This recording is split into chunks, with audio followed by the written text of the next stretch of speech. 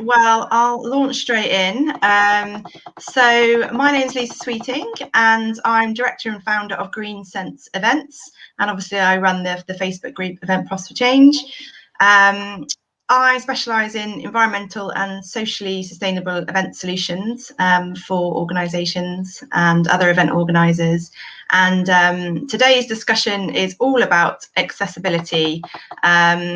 So as we know, Sustainable Development Goal number 10 is all about reduced inequalities. And obviously over the last kind of year, we've all been delivering a huge number of virtual events, and that's set to continue. So today's talk is all about how we make our virtual events more accessible for anyone that is perhaps partially sighted or hard of hearing. So I'm joined today by John from Dotjay. John helps organisations make digital products accessible to disabled people. He's known for his practical approach and deep technical understanding built on almost 2 decades of experience. Concerned about our planet and its people, John integrates sustainable practices into his work and loves to help others do the same. So John, I believe, has got a presentation to share with us today. Yeah. So I'm going to hand over to you, John, to share your slides. Thanks very much. Thanks, Lisa. Thanks for the intro. It saves me from introducing myself, although I will start with a very selfish slide with my name on. So, hi, yes, I'm John.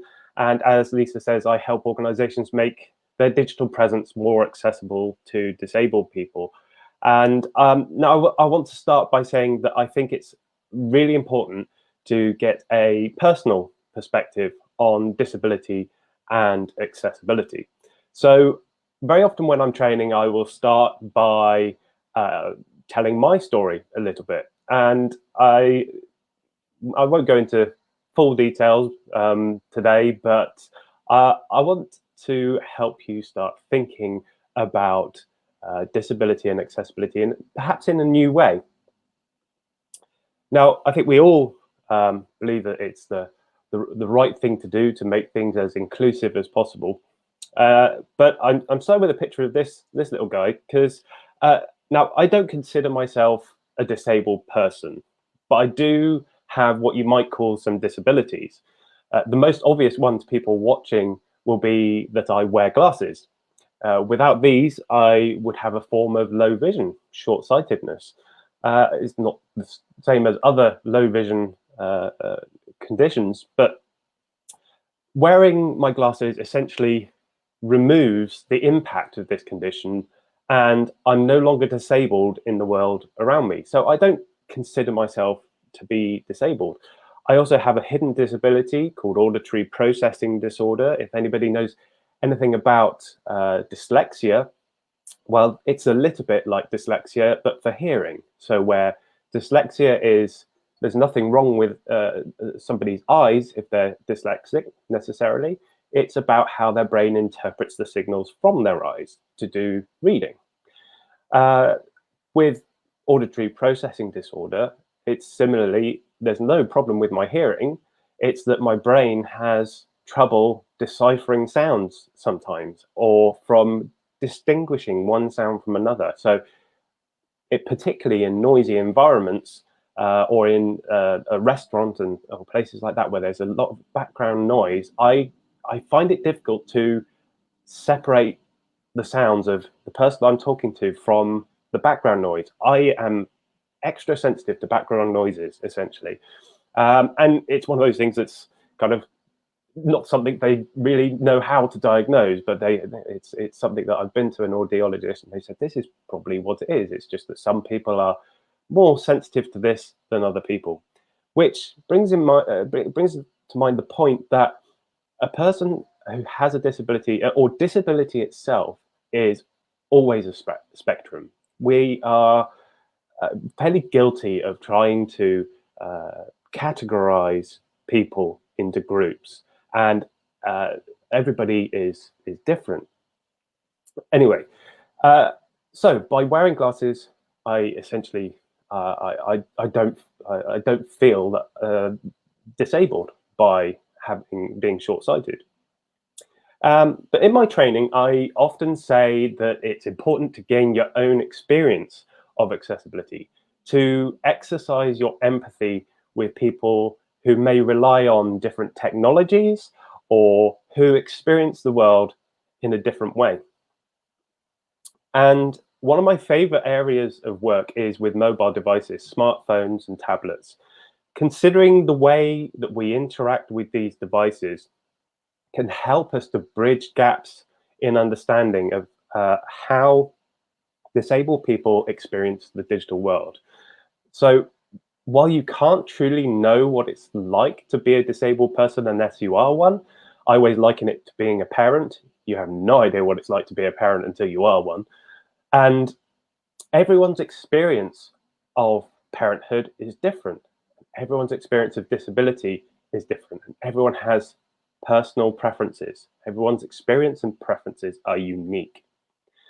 And mobile, the thing I like about mobile is it can help us exercise our empathy. So we've learned that we can use pinch gestures on our touch screens to zoom in and out of content. Some of us speak to our devices and may get a bit worried that our devices are speaking to us, but such features can be considered assistive technologies that help disabled people to interact with computer technology. But I'm not here to talk about mobile. You may be asking, what's this got to do with running online events? I feel similarly about online events. So as we've navigated the COVID-19 pandemic, I'm sure we've all experienced our fair share of frustrations with online meetings and events. And as people who are organizing events, I'm sure you notice these things. Whether it's dodgy internet connections or difficult to read slides, blips on the internet connection can make your audience miss an important point, which can be a bit like the experience of poor captioning of content for people who may be hard of hearing or deaf. Background noises or otherwise poor audio can make or break an online event. So these things, while they can make it hard for many of us to concentrate or to get the most out of an event, they not only increase the load on our brains as we try to watch and listen, they can have an impact, other impacts on the overall accessibility of the event. So let's take a look at how this happens and go through some tips to get you started on making your online events more accessible. Now, this isn't necessarily comprehensive, but it's a starting point. And well, the reason that when the COVID-19 pandemic became the reality that we now find ourselves in, my work dried up and I was wondering what I was going to do next. And I realized that we're going to be in for a long haul here. I do a lot of training, so I knew I was going to end up doing a lot more remote training than I had already been doing. So I started researching how to make online events more accessible. And I wrote up a draft guide, which is up on my website. There's a link at the end of these slides to that. So some of this information in this presentation is what I learned from that time. So here's a few tips to get you started and hope that you find them helpful. So number one, be prepared. Get preparing. Let presenters know that accessibility is important to your event as early as possible and that you will help them, you will guide them in this. Preparation is key for you and your speakers. So what can you do? Well, most of the time we'll have a co-pilot when we're hosting an event. Having someone who's responsible for monitoring and looking after the attendees whilst you're busy hosting or comparing the event, perhaps. So it's good to have that to handle any questions or any. I'm worried that my second screen has turned off. Sorry, I don't know if everyone can see my slides or not now.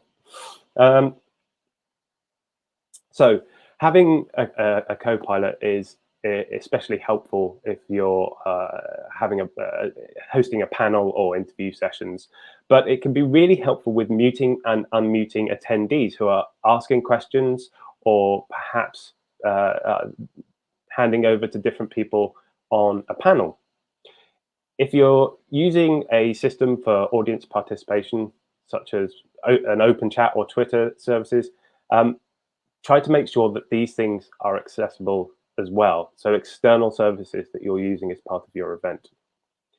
And this will bring me on to my next point, but your co-pilot can be responsible for muting attendees or handling video streams with sustainability in mind as well. That's an important point, which will not only reduce background noise, but save bandwidth as well on our online events. One simple thing that you can do to make your online event more accessible is to ensure that the speaker's face can be seen at all times. Hopefully, you'll be able to see me here on the screen. This helps people who lip read, which many people do without realizing, but it's especially helpful to people who are deaf or hard of hearing. So when this image is from one of my recent presentations, a recording that I did, and it's got my face overlaid on the screen so that people can see my face and see my lips moving. And you may have just noticed I'm looking at my screen over here. It's another issue. Try to stay looking at the camera. Make sure that the lighting is good so that people watching can see your face. Linked in with this, your slides may look great. Oh, well, I should make a point actually that if you've got a slide deck, try to leave space for a floating head or your video. If you're on something like Zoom, then sometimes the user has your attendees have the ability to move the person's head around or to put it into a position where it's helpful. But it can be helpful to ask your speakers to leave space on their slides. Perhaps it's the corner where they normally may put a slide number, to leave space for some video, so that if you are streaming the speaker's face as well on top of slides, then there's space to do that without obstructing the content of the slides. So yes, linked to this, your slides may look great, but poor audio from your speakers causes problems and often gets overlooked. If you're recording your event, you'll want the best possible audio for your videos as well. This has impact on captioning, which we'll talk about in a moment. But here are a few tips. Encourage your speakers to practice and listen back to their audio, or get someone else to listen over a call. Can they hear their words clearly? And practicing online video, using online video conferencing, it may just be Skype. It can really help to understand what makes good, clear audio and video, and as well as building confidence for the speaker and reduce the risk of technical issues. But any presentation is just so much better for practicing, and speakers can try different microphones or different positions for their microphones to get the best results. Ask your speakers to use a headset or headphones and a decent microphone if possible. Even a pair of basic headphones like the ones I have here have pretty good microphones. I've got a much better one, but I'm on this one today. Prefer using wired devices, wired headphones to wireless ones. There's just less to go wrong, and it reduces the risk of audio cutting out. And during your event, you can do the following. Hosts and presenters should be in a quiet room where they won't be disturbed. And particularly an issue right now where people perhaps have some of their families at home. My young daughter's downstairs, so you can get interrupted, and it all causes problems with the flow and the audio for your recording, your live event or your recording. Also, muting all attendees but those speaking. If you're doing something like a webinar here, we don't have necessarily that issue. But if you're on a service like Zoom, very often background noise can be not just distracting for the person speaking, but it also causes problems for attendees as well. So it also happens to reduce the data being streamed over the internet, making everything more stable, but also obviously better for the planet, and not streaming information across the internet that we don't need to. And as you will already be aware, most webinar and video conferencing services allow us to mute all attendees and then unmute as it becomes necessary. So this has more of an impact on accessibility than you might think, which we'll come to in a minute. Besides optimizing bandwidth for better quality presentations, not just the audio, as I said, also video. And there's to be more accessible and inclusive, we can try to have captioning for our events. So this brings me to this this video. In our social media, for example, more and more we're seeing open captioning a bit like this.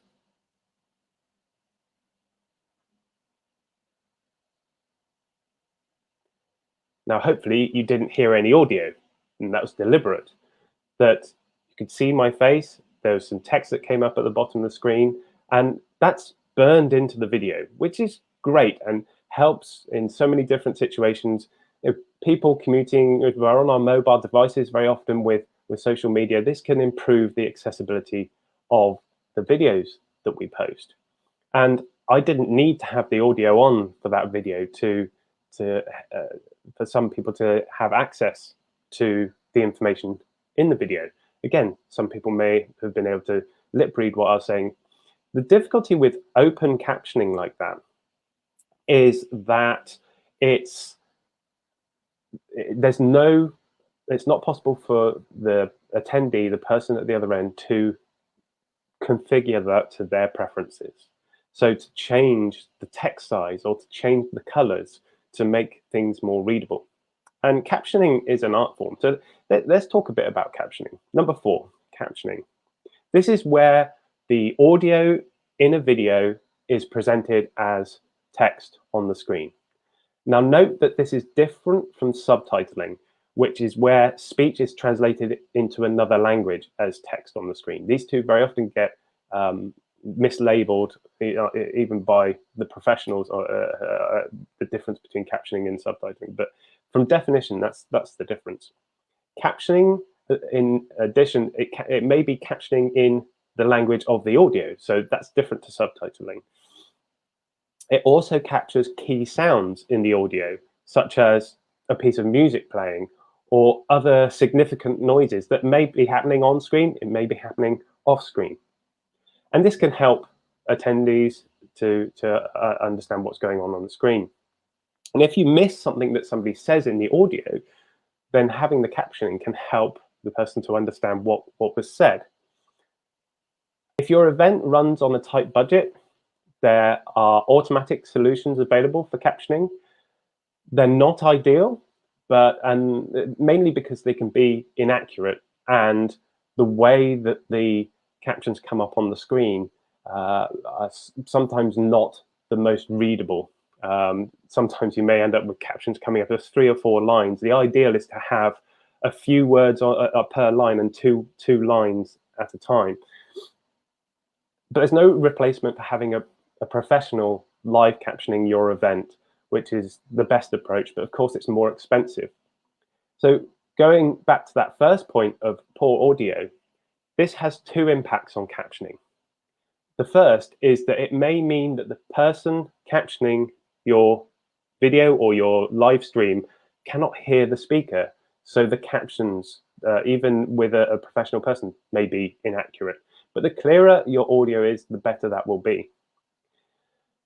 If you cannot do either of these things, have it using automated solution or having a professional live captioning your event, then you can upload a video to a service like YouTube, and they automatically add captions to the video. Now, as I said, automatic captions can be inaccurate, but you can download the caption file and improve the captions on the YouTube video. and then upload them back again. So as soon as possible after your event, if you do this, then you can make the content more accessible to people with great captioning that can be configured as well. There's a wonderful woman called Meryl Evans. She's deaf and lives in Canada. She has a great guide called The Complete Guide to Captioned Videos, and it's well worth a read. It has lots of great information on captioning. Number 5, present content for different needs. So captioning is an example of that, but there's more that we can do.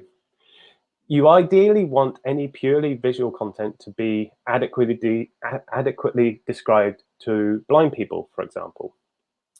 If possible, we can add sign language interpretation appropriate to the region, which can help other people access the content. Again, these things can be expensive, but there are things that even small events can do to make events more accessible, whether it's live at the time or after the fact. Obviously, it's much better to make an event accessible as it happens. So event organizers should be sure to factor in the costs of such things, especially for larger events, into the budget and things like sponsorship packages to help to make these events more accessible and inclusive. I talked about describing visual content. You may have noticed when there were, I had a video on the screen and an images on the screen, I might describe the visual content. So I didn't do it for all of those things. I didn't really do it I did explain there was a boy with glasses, but I didn't describe the whole information. It's about preparation for one thing, but describing key content. So why is that content there? What's the image for? Why am I putting a video on the screen? If a blind person can't see that video, explaining that can really help to bring the presentation alive for that person. But of course, describing visual content can be tricky for you as event organizers because it's not in your hands necessarily. As mentioned earlier, it's down to the presenter to briefly describe key visuals as part of their presentation. So again, preparing your speakers is key. I mentioned briefly sign language interpretation. It can be expensive since your only option with this is to hire a translator. So what about live events? There are so many services out there now for doing webinars and live events that I can't cover them all in this talk, but I've already mentioned captioning live events. Several services provide functionality that can help with this, Facebook Live being one of them. That it has an API and a programming interface that somebody can be typing up the words that I'm saying and streaming them live on Facebook Live. LinkedIn has a similar service, and it's changing all the time, especially in light of the last 12 months that we've had. And I advise after your event, content shared after the event, such as slide decks, tend to be lacking on the accessibility front as well. If you've made efforts to make your virtual event accessible, don't forget to be prepared adequately for making your content after the event, whether that's presentations or recordings, more accessible as well. And there's plenty of advice out there on making presentations more accessible, which again, I won't cover right now. However, unfortunately, many sites for sharing slides aren't very accessible, and sharing slides as PDF documents can be unreliable in accessibility terms. So one of the things that I'm starting to do a lot more is to present using web pages, which I'm not doing today, but it's a really great way to make the content more accessible to people with different needs. And so, as I said, things are changing all the time. So here's a link to my accessible online events guide, and it's marked as a draft. You'll see if you go there, there's a to-do at the top of it. I updated it this morning actually, while I was preparing some more of this talk. I keep it up to date. So there's some more information there about what's supported by different services for doing live events and streaming events. So please do check that out, and do give me feedback on it. And if there's anything more that you think I could add to it, please let me know, and I'll update it to help everybody else. Well, that's a whistle-stop tour of some of the things, an introduction to what we can do to make events more accessible. Thanks for having me, and thanks for listening. Fantastic, thank you. That's brilliant. That's really great. I just had a couple of questions, really. Just, sort of considerations, really, for event organisers. I guess one of the key things, I suppose, is understanding the audience and who's going to kind of be attending. Because I suppose in some ways it's difficult to know what changes to make or how to make the events accessible for every need, I guess. So like, what sort of things would you suggest maybe to ask, say if it's as a ticketed event, or even if it's a closed private event, like what would be the things, I suppose, to ask people as standard questions, I guess, so you can allow for those needs? Yeah, I mean, so for our physical events, we'll be asking things what somebody's individual needs might be in terms of accessibility. So whether they're a person in a wheelchair, for example, and just in the same way, we would ask about dietary requirements. So a general question might be, do you have any accessibility requirements that we can take on board to help to make the experience better for you? And it's about when I started in accessibility, I learned very quickly that it's about creating content that's adaptable, and where it can't be perhaps perceived or understood in one way, having it in another way is helpful. So this is where things like captioning can help, and where having a transcript of audio can make content more accessible, for example. So a transcript would be the text of everything that was said. It's very much like a captioning in all in one part. So that can be helpful after the event to give people access to things. But to the question, I think Scope always, I think it's Scope, or is it Mind? I think Scope always say that you should hide, say hello, introduce yourself. I can't remember what D is, but end the awkward is what they say.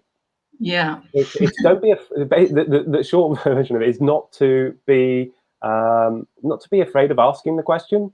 I think disability can be quite awkward for some people to talk about because they don't understand it, and it's fundamentally it's part of somebody's identity. If they're a disabled person, they're not going to be afraid of talking to you or correcting you. Don't be afraid, basically, of saying something wrong.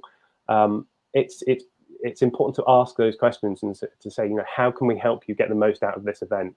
And I think that's a good thing to do. And don't try to ask too many questions like, do you need captioning? Do you need X or Y? Let people tell you what they need, because everybody's needs are different. So you can do what you can to make the content and your event as open and as inclusive as possible and adaptive, as I say. But actually, if you've got a closed audience and you want to know more about what their needs are, then sure, ask that question about, do you have any accessibility needs? And I suppose then that goes through to kind of collating feedback as well afterwards, to make sure that if there was an issue, that you can then build on it and learn from it for the next time, for example. What about things like color? So I know you've mentioned before about kind of social media posts, and I suppose that also goes through to anything that's done digitally on screen. I guess when we're thinking about things like presentations, have you got any advice for sort of, I suppose it's difficult to know without knowing what the needs would be, but in terms of when you're thinking about color and making sure that people can see your presentations clearly, yeah, any thoughts on that sort of So side? yeah, I mean, there are issues around writing for inclusion or writing for accessibility, and also designing content for accessibility. And just a couple of weeks ago, I recorded some videos which are freely available on YouTube for the Catalyst project that's working with UK charities to help them with their digital presence and to make things more accessible. Oh, okay. Is that on what YouTube? Sorry, is that your It's YouTube? on We the Catalysts. So We the if you, Okay, I believe it's, it might be called Cast as well, because there are okay. I'll put the link in the comments I'll make afterwards. sure to send you a link to Yeah, that'd be pass out to great. people. Yeah, So there's 3 videos that I've done, which is actually one of the screenshots in my slide deck was from that. One's on writing for readability, yeah, writing for inclusion, and then designing content. So that includes information around color contrast. So a couple of points then. So color contrast is a lot of the time in our marketing and in our little social media posts, we put like an image and then some text over the top of it. And we don't yeah, think twice about publishing this stuff and checking it before we put it out there. And a little bit of a mental check can really help to make things more readable and accessible to more people. So color contrast is a key one here, where I spot it all the time on social media. And once you start spotting it, you'll start seeing it too. Text that is almost impossible or very difficult to read against the background image, because the color that's used, like it might be white text over like an image, like this image of me here now. If I had white text over the screen, you might read the bits of text that's over my face because it's darker, but yeah, against my background, you wouldn't necessarily be able to read that text as well. yeah, So there are some things we can do to improve the color contrast. There's something called the color contrast ratio, which is the color of the text against the color of the background. And if yeah. we can increase the contrast ratio between those two things, readability increases. There are guidelines around this, but we can make text on light backgrounds darker and vice versa to make them more readable.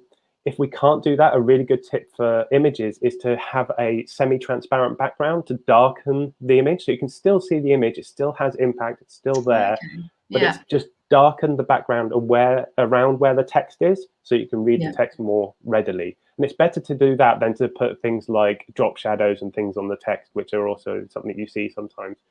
yeah. It's not as good as putting a translucent background on. And that's one of the tips that I mentioned in those videos. And around readability, you know, we know not to put too many points on slides. People don't read the slides. They can look at things later if they want to, but we have, you know, a lot of people do have a tendency to put a load of bullet points on a slide, which is okay. They say that up to around 7 ±2 points is a good thing to have per Yeah. slide. Yeah, it's interesting what you were saying about leaving space for your face on over a presentation, because I must admit I had this problem earlier in the year where I did a presentation and hadn't really considered the fact that when I then presented it on screen, I had to like move the image around of me so that you could actually see the presentation and me and it not obscure what I was trying to show. I had Yeah, exactly the same with these videos that I've just recorded. Funnily enough, that if you go and watch one of them, you see my head move from like down here to over here, because on one of my slides I'd forgotten about that, and I'll just move that in the edit. But yeah, it's yeah. easily done. And I think, is there something around, so for example, I do a talk on Clubhouse, and we always say that because it's voice only, it's useful to say I'm done speaking at the end of when you speak, to then allow the next person to speak, because someone who's trying to transcribe that it can be quite confusing as to who's speaking and when and that kind of thing. And I just wonder whether, like, is it worth kind of when you have sort of, I don't know, like discussions online, because it can be quite easy, can't it, to sort of jump in and talk over someone else. And, you know, is that another kind of consideration when I suppose you're briefing speakers to make sure that they slow down their speech and also leave space between people talking? Definitely, he says, saying definitely over you talking. There's I slight do the same. irony there. I'll nod along instead of saying definitely. So yeah, I mean, I'm as guilty of this as anybody. But yes, it's definitely something that is helpful to somebody either live transcribing or live captioning, or after the fact captioning. I mentioned, but I didn't really make the connection when I was speaking, that if you have a recording of something like this and then you upload it to YouTube, the automatic service, whether you're using automatic or live captioning, it can easily get confused about who's speaking. So it may have a word that doesn't make sense in the middle of someone else saying something, and me saying definitely in the middle of you talking would cause a problem for somebody. It'd be easier for a professional to separate those two things. But for software that's automatically captioning, whether that's for a live event or after the fact on a recording, it's more difficult if there's poor audio or people talking over one another to separate those things out for captioning purposes. So your captioning will be poorer for it, which is why those videos that I just recorded for the Catalyst, I uploaded them to YouTube, and the quality of the captioning was pretty good. I made sure that the audio was really, really clear. But even so, there are a couple of words, especially jargon. If we're using technical terms, then it can be a problem for automatic captioning software to accurately provide text captions for that speech, which is also a problem for a live captioner. So if you're employing a professional, giving them a heads up on what may be common jargon for your field of expertise. So in my world, accessibility, the Web Content Accessibility Guidelines, we sometimes call it WCAG. Well, if somebody doesn't know what WCAG is, they'll be writing, okay, and give your captioner a heads up on the kinds of terminology that might be used. And some even specialize in, the tech industry or different kinds of industries. Yeah, and I think I guess sort of my final sort of thoughts on it would be about, I mean, you mentioned about rehearsals, making sure that, because that's really key, isn't it, to make sure that the audio and lighting and the visuals all kind of working as it should. And I think like anyone who's kind of done virtual events before, I think would know how important that is. And I suppose what can be really useful is doing a bit of a briefing sheet, because I think at the moment where a lot of people are working from home and are joining these Zoom sessions and whatever from home, sometimes it can be quite useful. Well, it's pretty useful to have a guide of some sort to say just some basic, like, use the correct lighting and make sure you have your camera set up properly and the audio is clear, and just some real basic things, I suppose, just to make sure that everyone's joining who knows what they should be doing. And because not everyone's an expert, that's the thing, is it? So that's what I wanted to do with this online event. So one of the things that I do as a side project, which we haven't done this year, is a regular meetup in Bristol, the Bristol Inclusive Design and Development Meetup. And as we were considering moving this online, we were thinking about what we can do as event organizers to make things more accessible and inclusive. So the accessibility guide that I wrote up was focused on event organizers and what they would need to do to make their events more accessible. So the thing that I concentrated on less, which you've made me sort of think about more, is what speakers can do to make their presentations more accessible, which is kind of a different topic. But I mean, I've given a couple of examples of that, but what I will do is update this guide to add I know of a couple of specific guides that you can, for example, as event organizers, send to your speakers ahead of time and say, these are the sort of considerations you should be thinking about when preparing your slide decks. And that's helpful to them. So it goes hand in hand with this topic. Fantastic. So if people do want to find out more information, you mentioned that there's some guides and things on your site that they can have a look at. So happy for me to put that link in the comments afterwards for people to access and have a look at. Yeah, sure. The guide that I linked to is, as I said, a draft. So actually, it's kind of, as much as anything, a brain dump of things, which has kind of been a bit more solidified in this talk slide deck, actually. So it's not the most readable, I must admit, but the points that I've put in there are hopefully useful. But I want to tidy it up a bit and make it, there's also kind of a distinction between a webinar and like online meetings, for example. So like there is a difference between presenting a massive online event like we're streaming today versus having an online meeting with lots of people, and they do have different considerations, and I've kind of bundled all those things into one, so I'm conscious of that. But yeah, totally happy to share that, and I will send you a couple of links on what on those guides to send to presenters to improve. Yeah, that'd be great. As well. Fantastic. Thank you very much, John. Thanks for your time today. And yeah, hopefully people watching will have got you know, a fair bit out of this, and obviously it remains in the group, so people can come back and watch it at a later stage as well. So yeah, I'll be sure to share it elsewhere so people can come and have a watch. I think it's really interesting.